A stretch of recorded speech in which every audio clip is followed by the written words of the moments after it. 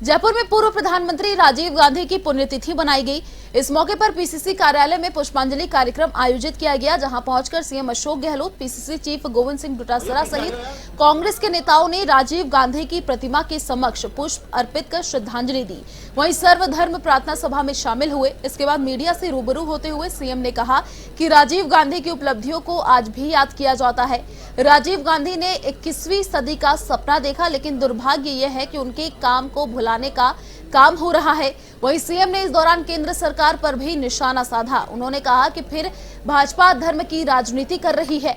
गोविंद सिंह डोटासरा ने भी मोदी सरकार पर निशाना साधा।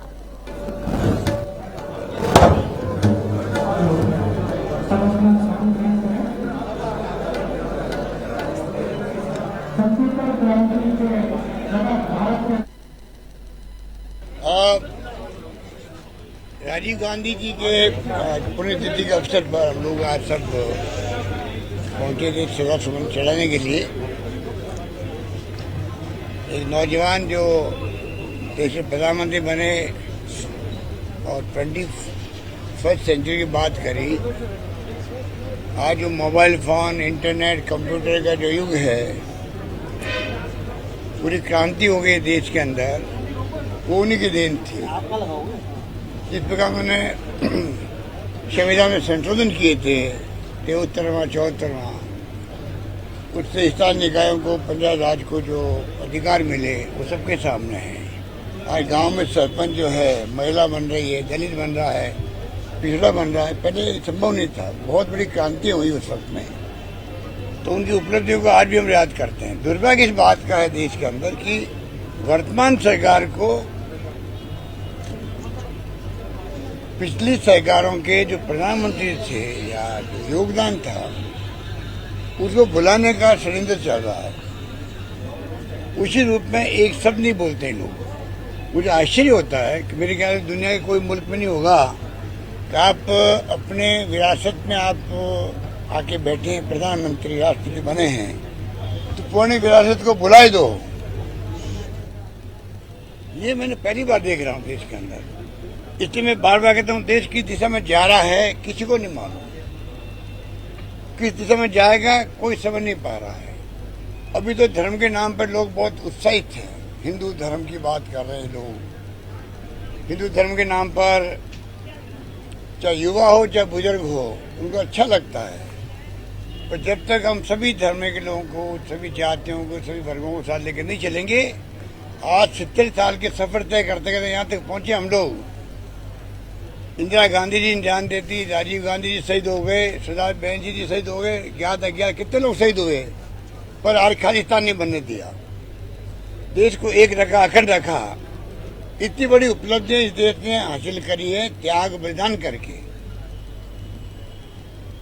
अफसोस इस बात का है, इस बात का एहसास इनको नहीं है क्या? आज आग लगी हुई पूरे देश के अंदर, जगह जगह दंगे हो रहे हैं, तनाव है, अशांति है, हिंसा है। हम बार बार मांग करते प्रधानमंत्री जी से, खाली आप अपील कर दो शांति की, कंडेम कर दो आप उन लोगों को जो एंटी सोशल एलिमेंट है, आग लगाने वाले। इतने तो हम कह रहे हैं, उनमें उनको संकोच क्या है?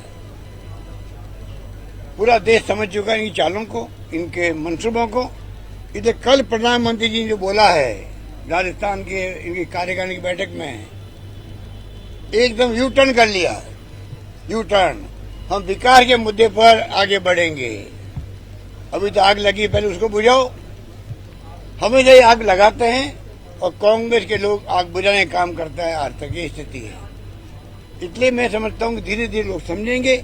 हम कुछ अपील करना चाहेंगे जनता से, देश की एकता के लिए, अखंडता के लिए, देश के विकास के लिए जो पार्टी नीति रखती है, कार्यक्रम रखते हैं, सिद्धांत बनाए हुए हैं, उन पे चलो। देश हित में ये है। धर्म जाति तो इतना माहौल बना देती है, अचानक दंगे हो जाते हैं, झगड़े हो जाते हैं, कुछ भी हो सकता है। ये इतिहास गवाह है। इससे अलग हट करके हमें प्रेम, भाईचारा, स्नेह की बात करनी पड़ेगी, प्यार मोहब्बत की बात करनी पड़ेगी, अहिंसा की बात करनी पड़ेगी। तब जाके हमारा मुल्क एक रहेगा, अखंड रहेगा, मान सम्मान जो दुनिया में है वो कायम रहेगा, मेरा मानना है। राजीव गांधी जी की पुण्यतिथि के अवसर पर हमने सबने श्रद्धा सुमन अर्पित किए हैं।